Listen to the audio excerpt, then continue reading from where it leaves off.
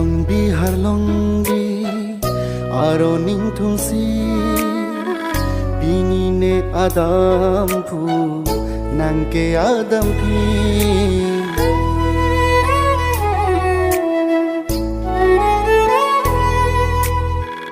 Velong bi har long bi aro ning thum si bini nang adam phu ne ke adam phi kang hona te mo along I tung ka bo chilo nang nang man ri cho ni ki ri cho pilo ni kai ding pi bole ache thi nang hong chang alo o dai lo ni ki sum ke boy go ta me hom thira reng rap la ne kaya long se me do a deng lo pini sulang dorana ni hua kengri nika kang hon suri panong pi nang phan si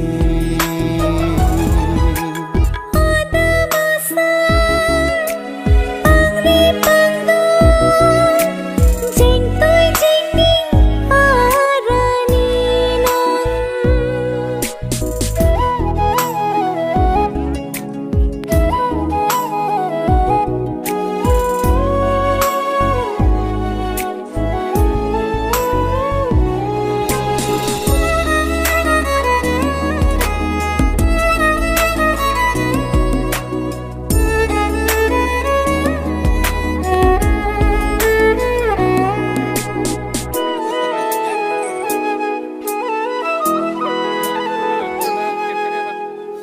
Riro palar lo akang hon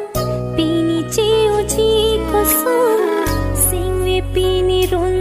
ho ong ori pen ro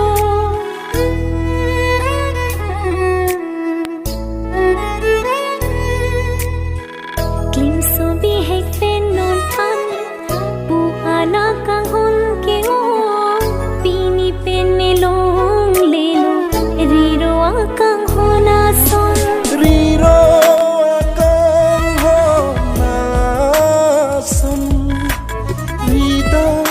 etalong dam de binong bonta itu makang hon thirklong padu re